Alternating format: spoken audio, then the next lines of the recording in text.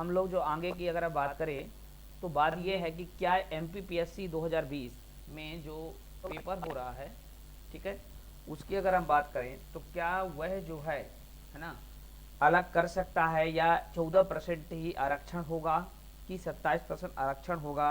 ये पूरी बातें मैं आपको डिटेल एनालिसिस करके आपके सामने रिप्रेजेंट किया हूँ।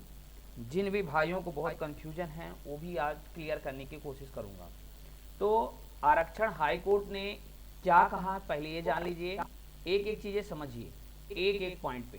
क्या हाई कोर्ट जो है ना, यहाँ पे देखिए, क्या आरक्षण में हाई कोर्ट ने कहा फिर से प्री और मेंस की रिवाइज सूची तैयार करें। अब ये रिवाइज सूची कैसे आएगी, ये सब बातें अभी हम लोग पूरी एक एक चीज़ क्लियर करेंगे, अच्छे से समझाएंगे कि उसको क्या करना होगा। तो सबसे पहली बात अपन एक बात करें, हाई कोर्ट क्या कहा। पहली बात आप यहाँ पे आ जाइए, हाई कोर्ट ने ओबीसी को 14% आरक्षण के आधार पर एमपीपीएससी 2020 के प्री व मेंस का रिवाइज सूची जारी करने का आदेश दिया है। एमपीपीएससी परीक्षा 20 में ओबीसी प्रतिशत आरक्षण देते हुए रिजल्ट घोषित कर दिया। इस आदेश के एक सप्ताह बाद होने वाली जो साक्षात्कार की तारीख पर असमंजस की स्थिति, ठीक है, उत्पन्न हो गई है। अब ये बात है कि एक हफ्ते बाद जो इंटरव्यू का था उसमें ये स्थिति असमंजस स्थिति उत्पन्न हो गई है, ठीक है। तो अब प्रोसेस को अभी हम समझेंगे। एक्चुअली क्या हुआ कि अब आप क्या होगा, ये अगले की सुनवाई जो है, ये जो एमपीपीएससी की अगली सुनवाई कब होगी, तो इसकी 22 जून तक अगली सुनवाई होगी। बता दें कि हाई कोर्ट में ओबीसी आरक्षण को लेकर 61 याचिकाएं पहले से ही लंबित है। कोर्ट ने सरकार को कहा कि एमपीपीएससी 2020 की प्रारंभिक और मुख्य परीक्षा की प्रक्रिया के दौरान उक्त आदेश का पालन सुनिश्चित किया जाए। इस मामले को अगली सुनवाई जो है 22 जून को होगी। तो अब ये बातें होगी कैसे, कैसे ये क्या जुटाएंगे, उसकी बातें अब समझो। अब क्या है कि जैसा आप जानते हो कि एमपीपीएससी 2020 का जो अभी हाल ही में आपने देखा भी है कि 27% ओबीसी को आरक्षण दे करके, और इसमें जो है क्वालिफाइड व्यक्तियों जो भी पर्सन रहे हैं उनका जो मेंस करवाया गया है। अब एक हफ्ते बाद होना है क्या, इंटरव्यू।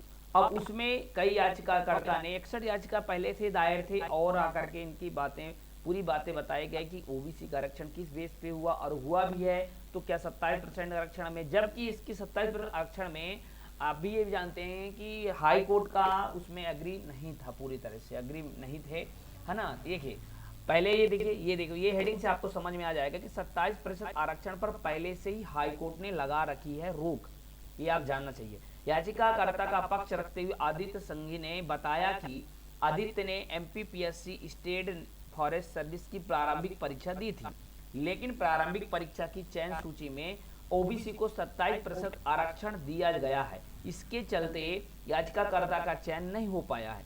उन्होंने तर्क दिया कि पूर्व में उसके समान अन्य मामलों में ओबीसी को 14% आरक्षण देने के अंतरिम आदेश दिए गए हैं।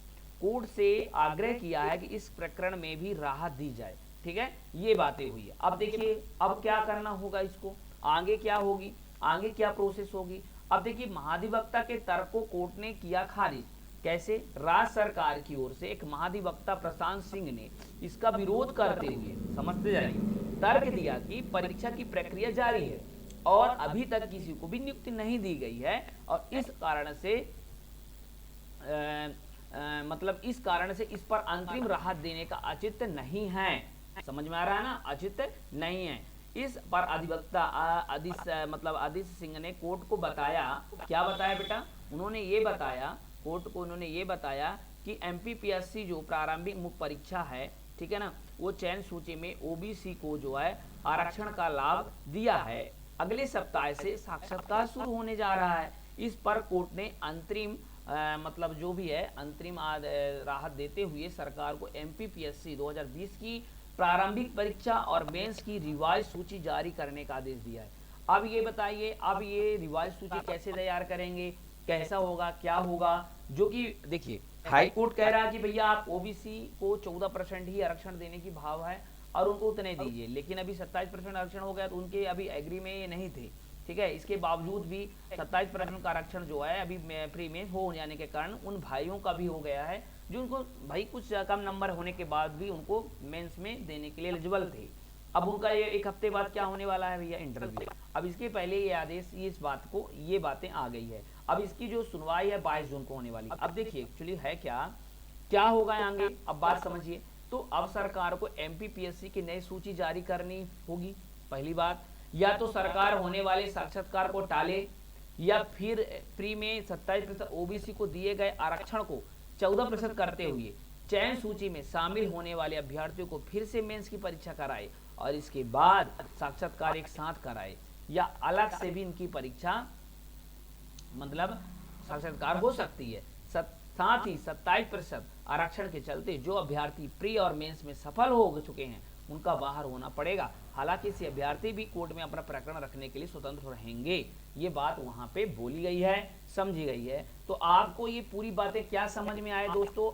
आपको इसके हिसाब से अगर देखा जाए तो क्या समझ में कैसा हुआ, ये बातें आप पूरी बात समझ गए होंगे। और कमेंट बॉक्स में जरूर जो भी सूचना अभी आप अच्छे से ना समझ पाए होंगे उसके आप करिएगा, इसको मैं पूरी तरह समझाने की कोशिश करूंगा। ठीक है, तो आज तक यही बात रही है, ठीक है, चलिए।